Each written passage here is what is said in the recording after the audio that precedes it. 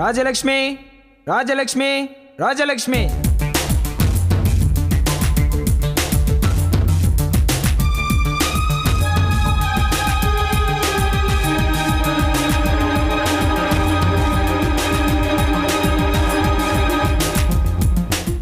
அரசு தரப்பு வழக்கறிஞர் தனது வாதத்தை துவங்கலாம். கனம் கோட்டார் அவர்களே, இதோ குற்றவாளி கூண்டில் நிற்கும் வழக்கறிஞர் ராஜலட்சுமி தனது பதவியையும் செல்வாக்கையும் தவறாக பயன்படுத்தி சட்டத்துக்கு விரோதமாக போதைப் பொருட்களை கடத்தி பதுக்கி விற்பனையும் செய்து வந்திருக்கிறார்.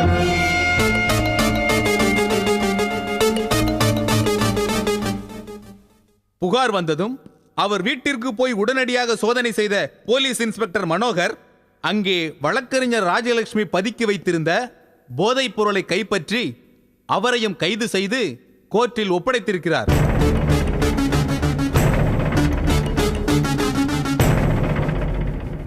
இவர் வீட்டில் போதைப் பொருள் இருந்ததற்கு சாட்சியாக இவரது தந்தையே சாட்சி கையெழுத்து போட்டிருக்கிறார். ராஜலட்சுமியிடம் விற்பனை ஏஜெண்டாக இருப்பதாக பீதாம்பரம் என்பவர் கோர்ட்டில் ஒப்புதல் வாக்குமூலம் கொடுத்திருக்கிறார். குற்றம் அரசு தரப்பில் நிரூபிக்கப்பட்டுள்ளதால் குற்றவாளி வழக்கறிஞர் ராஜலட்சுமிக்கு போதைப் பொருள் தடுப்பு சட்டத்தின் கீழ் அதிகபட்ச தண்டனை வழங்கும்படி கனம் கோட்டார் அவர்களை தாழ்மையுடன் கேட்டுக்கொள்கிறேன். That's all your honour.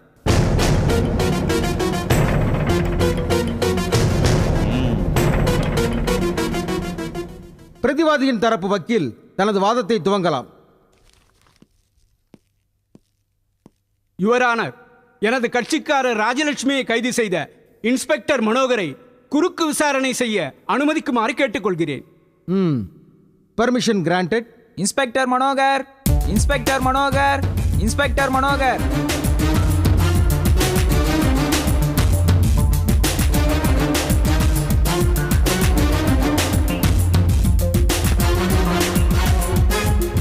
நான் சொல்வதெல்லாம் உண்மை. நான் சொல்வதெல்லாம் உண்மை. உண்மையை தவிர வேறொன்றும் இல்லை. உண்மையை தவிர வேறொன்றும் இல்லை. நீங்க தான் வக்கீல் ராஜலட்சுமியை அரெஸ்ட் பண்ணீங்களா?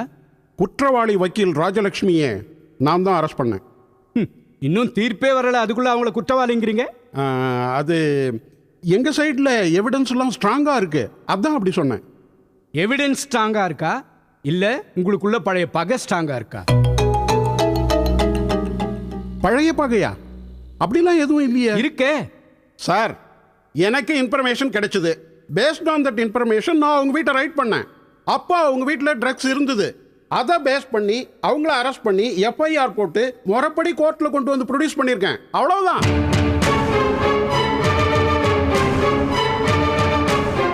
ஓகே, நீங்க போகலாம். வரேன் சார். யுவர் ஆனர், கடைசியாக ராஜலட்சுமியின் விற்பனை ஏஜென்ட் என்று அரசு தரப்பால் அறிமுகப்படுத்தப்பட்ட பீதாம்பரத்தை குறுக்கு விசாரணை செய்ய அனுமதிக்குமாறு கேட்டுக்கொள்கிறேன். Permission granted. பீதாம்பரம், பீதாம்பரம், பீதாம்பரம்.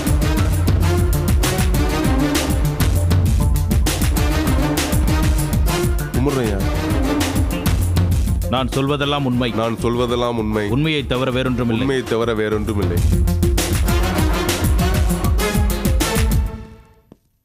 உங்க பேர் என்ன? பீதாம்பரம்.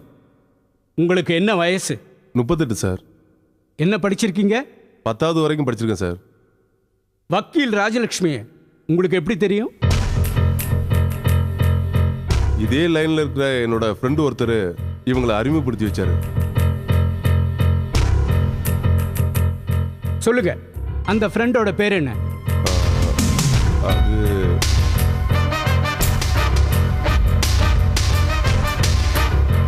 அது சொல்லுங்க, அந்த ஃப்ரெண்டோட பேர் என்ன? ஜே.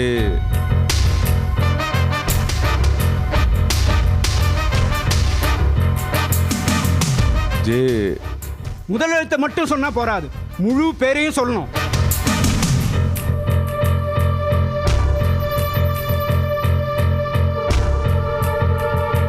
ஜெயசீலன் சார்.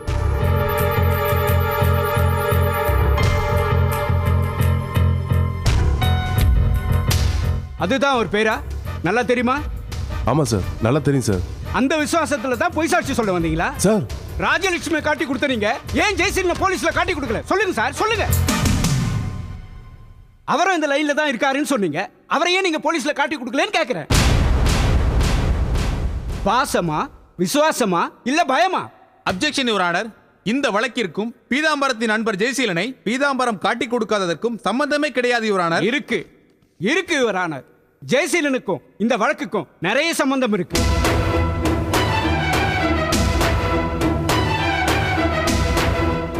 பீதாம்பரம், நீங்க போலாம்.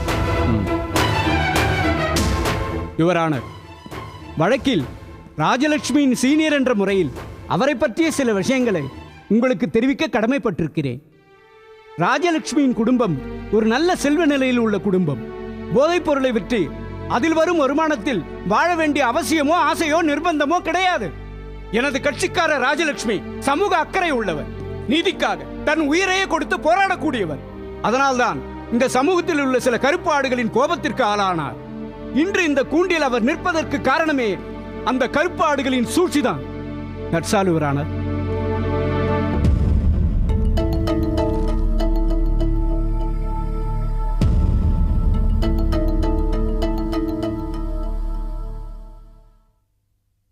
இந்த வழக்கின் தீர்ப்பை வரும் வியாழக்கிழமை வரை ஒத்திவைக்கிறேன்.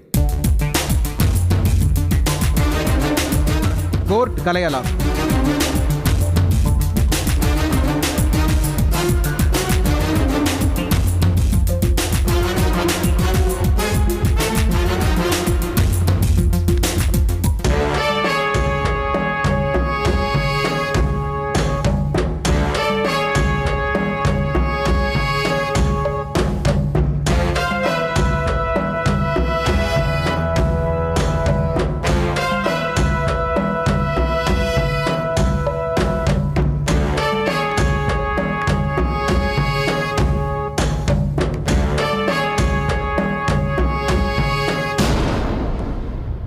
அலாவுதீன் அரசவையிலும் சரி, அதன் பின் வந்த மைதீன் கான் அமைச்சரவையிலும் சரி, அவரை வென்று நம்மையும் பூதலோகத்தையும் அடிமைப்படுத்திய லீ சுவாங் அரச தர்பாரிலும் சரி, மந்திரிகளாக இருந்த நமக்கு இது போன்ற ஒரு சோதனை வந்ததே இல்லை.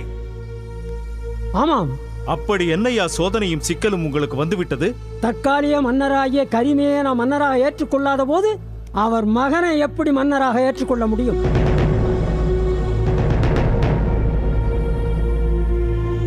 அந்த காலித் வயதை விட 2 மடங்கு அதிகம் எங்களுடைய அரசியல் அனுபவம். அது தெரியுமா உமக்கு? எத்தனை போர்க்களங்களை பார்த்திருப்போம், எத்தனை வியூகங்களை வகுத்திருப்போம், அலாவுதீனுக்கு எத்தனை வெற்றிகளை தேடி கொடுத்திருப்போம் தெரியுமா? பூலோகத்திலிருந்து தண்டனை காலம் முடிந்து வந்தால் கூட அலாவுதீன் தான் சக்கரவர்த்தி, நாங்கள் தான் அமைச்சர்கள். அது தெரியுமா உங்களுக்கு? அந்த நம்பிக்கையில் தான் கலீமின் திட்டத்திற்கு நீங்கள் தடை விதிக்கிறீர்களா?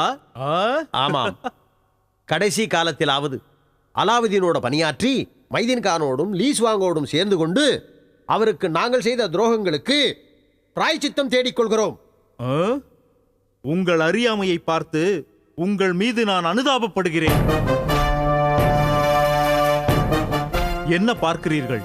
அலாவுதீனும் அவனது குடும்பத்தாரும் தண்டனை பெற்று பூலோகம் போனாலும் கூட எப்படிப்பட்ட துடிப்பான மனிதர்களோடு வாழ்ந்துவிட்டு பூதலோகத்திற்கு திரும்பி வருகிறார்கள் தெரியுமா?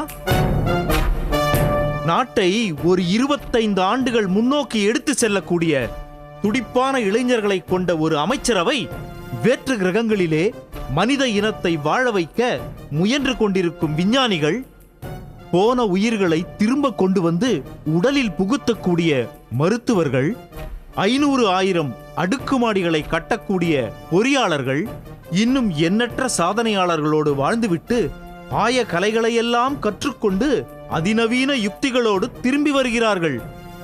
வந்ததும் மூசா முடிசூட்டிக் கொள்வான்.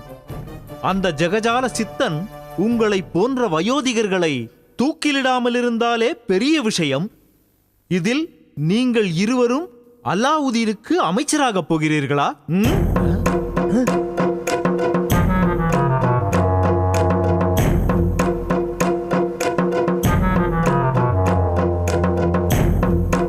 பேசாமல் நீங்கள் இருவரும் நான் சொல்வதை கேளுங்கள். எப்படியும் கரீமும் காலித்தும் அலாவுதீன் குடும்பத்தை எதிர்க்கத்தான் போகிறார்கள். அஞ்ஞான வாசத்தில் உள்ள அவர்களில் ஒருவரை கண்டுபிடித்தால் கூட மறுபடியும் அவர்கள் அத்தனை பேரும் இன்னும் ஒரு 14 வருடங்கள் தண்டனையாக பூலோகத்தில் தான் இருந்தாக வேண்டும். அப்படி நடந்துவிட்டால் இப்போது கரிமை எதிர்க்கும் உங்கள் கதி என்னவாகும் என்று சற்று யோசித்து பாருங்கள்.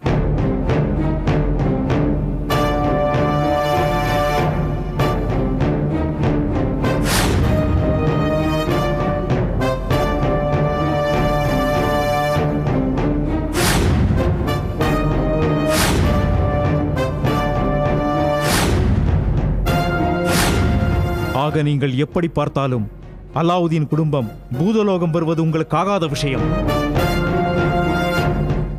கரீமுடன் சேர்ந்து அலாவுதீன் குடும்பத்தை தோற்கடித்து அவர்களை பூதலோகத்திற்கு வரவிடாமல் பண்ணினால் நீங்களே தொடர்ந்து அமைச்சர்களாக இருந்து ஆசனத்தை தேய்த்துக் கொண்டே இருக்கலாம்.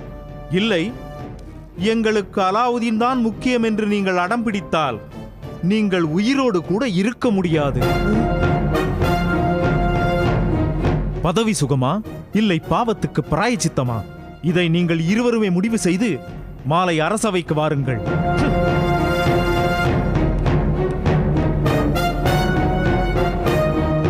என்ன சலீம், இவன் இப்படி சொல்லிட்டு போறான்? அவன் சொல்வதும் சரிதான். இப்ப நாம திருந்தி பாவத்துக்கு பிராயச்சித்தம் தேடுவோம்னு நினைக்கிற மாதிரி பூலோக மனுஷங்களோட பழகிட்டு வர்ற அந்த அலாவுதீன் குடும்பம் நம்மள பழிவாங்கிற எண்ணத்தோட வந்தா நாம உயிரோடு இருக்க முடியுமா? நீ சொல்றதையும் யோசிக்க வேண்டிய விஷயம்தான்.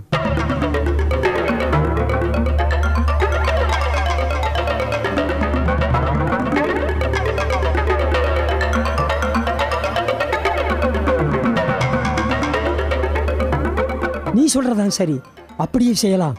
சந்தோஷம். வாருங்கள் வாருங்கள் வாருங்கள்.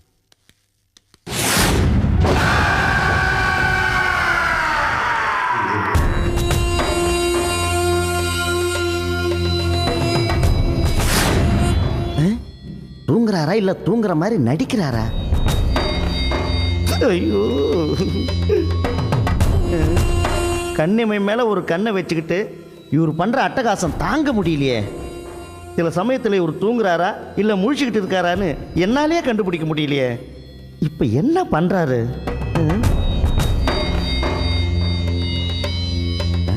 இப்ப என்ன பண்ணலாம்? எதுக்கும் செக் பண்ணி பார்ப்போம்.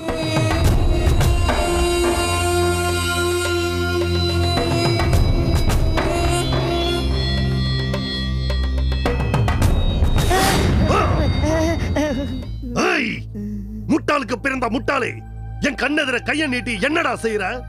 என் கண்ணை குத்தவரியா? என்ன குருடாக்கிட்டு நீ ஏன் அரியணையை அமர பாக்குறியா? போது நிறுத்துங்க ஜுமா.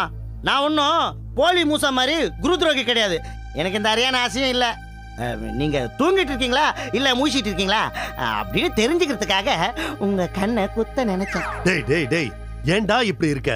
நான் தூங்குறேனா இல்லையான்னு என் கண்ணை குத்தி தான் பார்க்கணுமா?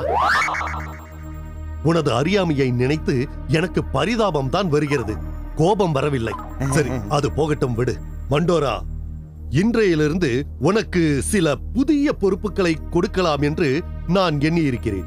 ஆஹா, உங்க தத்து புத்திரன் போலி மூசா விட்டுட்டு எனக்கு பொறுப்பை கொடுக்க போறீங்களா? அவன் இல்லை, அவனை விட்டுவிடு. எப்படி விடுறது? மறுபடியும் அவன் வந்தான்னா என்ன டம்மி ஆக்கிடுவீங்க. இல்லை, அவன் வரமாட்டான். ஏன் வரமாட்டான்? அவனை நான் அழித்து விட்டேன். என்னது? அவனை அழிச்சிட்டீங்களா? எஜமா, என்ன சொல்றீங்க? ஆம். ஏன்? நெஜ மூசா போலி மூசா உருவில் வந்து என்னை ஏமாற்றி என்னை கோபமூட்டி போலியை அழிக்கச் செய்து விட்டான். நானும் ஏமாந்து அவன் தான் என்னை எதிர்க்கிறான் என்று நினைத்து அழித்து விட்டேன். ஐயோ, தப்பு பண்ணிட்டீங்களே எஜமா, தப்பு பண்ணிட்டீங்களே. சரி, அதை விடு. அந்த கதை முடிந்து விட்டது. இப்போது மூசாவை நான் அழிக்க வேண்டிய கட்டாயத்தில் இருக்கிறேன்.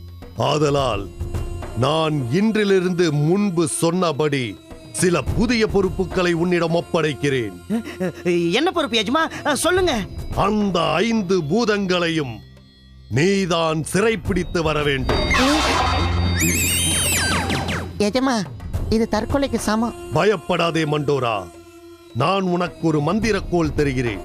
நீ பூதத்தை பார்த்தவுடன் அதன் பெயரை சொல்லி அதன் முன் மந்திரக்கோலை நீட்டினால் அது புடிங்குமா? இல்லை, ஒரு மாய சக்தி வந்து பூதங்களை மூடிக்கொள்ளும். அதன் பிறகு பூதங்களை நீ எளிதாக இங்கே கொண்டு வந்து விடலாம். ஆஹா, அற்புதம் அற்புதம். முதல்ல அந்த மந்திரக்கோலை கொடுங்க.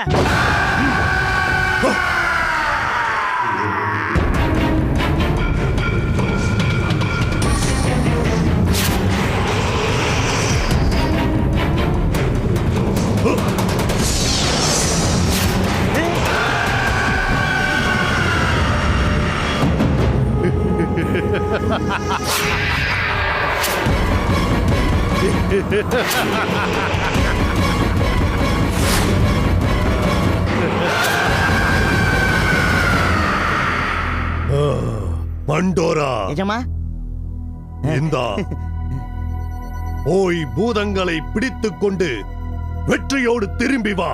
உத்தரவு எஜமா.